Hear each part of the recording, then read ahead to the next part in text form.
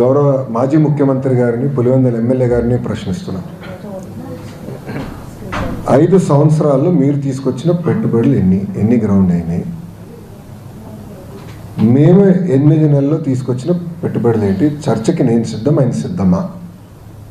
మళ్ళీ కోడిగుడ్డుని పంపిస్తాడు. మాకు కోడిగుడ్లు వద్దు, మాకు ఆమ్లెట్లు వద్దు, డైరెక్ట్గా రమ్మనండి, ఐఎమ్ రెడీ టు టాక్.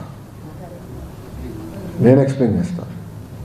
ఇప్పుడు ఆర్సిలర్ మిత్తల్ ప్రాజెక్ట్ నేను 2019లో కలిసా ఆదిత్య మిత్తల్ని. 2019లో డావోస్లో టీసీఎస్ వాళ్ళ బూత్ బయట కలిసి ఆనాడు చెప్పి ఆంధ్ర రాష్ట్రానికి రాండి అని.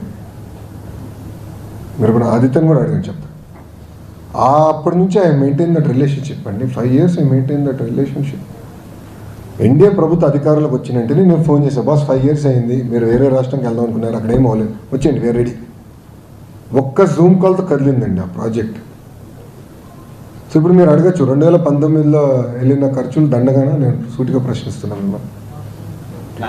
ఆంధ్ర రాష్ట్రాన్ని నేను ప్రమోట్ చేయాలండి. ఇప్పుడు అక్కడ పారిశ్రామికవేత్తలందరూ నన్ను ఏమడుగుతున్నారు, మీరు గ్యారంటీ ఇస్తారా జగన్మోహన్ రెడ్డి అనే వ్యక్తి మళ్ళీ గెలవడాన్ని?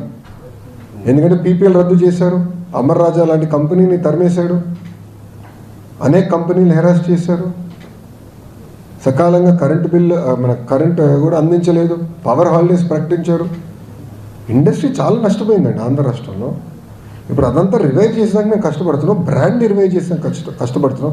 ఈరోజు మహారాష్ట్ర మాతో పోటీ పడుతుంది, తెలంగాణ మాతో పోటీ పడుతుంది, తమిళనాడు మాతో పోటీ పడుతుంది. చివరికి కేరళ మంత్రి కూడా డావోస్కి వచ్చి పెట్టుబడుల కోసం అంటే రాష్ట్రాన్ని ప్రమోట్ చేసాక పోటీ పడుతున్నారు. మనం ప్రమోట్ చేయకూడదా మేము రాష్ట్రాన్ని? It is a responsibility, we will promote. అని మీరు చూస్తారు కదా రాబోయే 12 నెలల్లో మీకు ఎలాంటి పెట్టుబడులు రాబోతున్నాయి, ఎక్కడ వస్తాయో మీరు చూస్తారు కదా అలా. అప్పుడు అడగచ్చండి. But I'm ready for the discussion, debate. 5 సంవత్సరాలు ఆయన ఏం తీసుకొచ్చాడు, 8 నెలలు మేము తీసుకొచ్చాం. ఆయన తీసుకొచ్చిన కనుక 2x పెట్టుబడులు మేము తీసుకొచ్చాం. We have grounded the projects, we are moving exceptionally fast.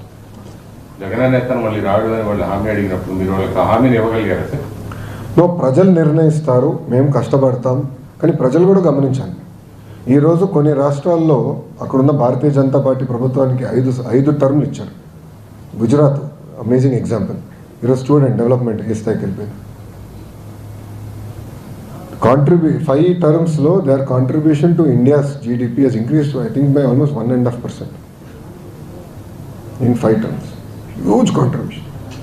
So consistency in government చాలా చాలా అవసరం. అది ప్రజలు గమనించాలి, గుర్తించాలి. ఈరోజు కేంద్రంలో 3వసారి ప్రధానమంత్రిగా నరేంద్ర మోడీ గారు వచ్చారు కనుకనే ఈరోజు పాలసీ కన్సిస్టెన్సీ ఉంది, పెట్టుబడులకు పెద్ద ఎత్తున వాళ్ళు ప్రోత్సహిస్తున్నారు. ఆ కన్సిస్టెన్సీ వల్ల ఈరోజు మనం బయటపడగలుగుతాం, దేశం ముందరికెళ్తుంది.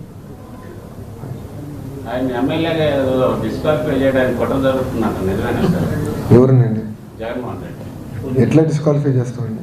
60 days కంటిన్యూగా రాకపోతే ఆటోమేటిక్గా డిస్క్వాలిఫై అవుతుందని డిప్యూటీ స్పీకర్ చెప్పారు. మరి ఆయన ఎందుకు రావట్లేదు అసెంబ్లీకి?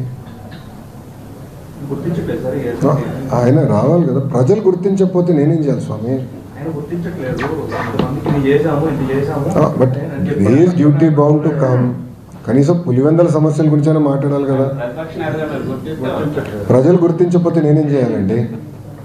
ప్రజలు గుర్తించాలి కదండి. ఇప్పుడు ఆయన అన్నారు కదా, గతంలో 4 ఎమ్మెల్యేలు అనుకుంటా, 4 ఎమ్మెల్యేలు నేను లాగేస్తే మీకు ప్రతిపక్ష హోదా కూడా ఉండదని ఆయనే చెప్పారు కదండి గతంలో.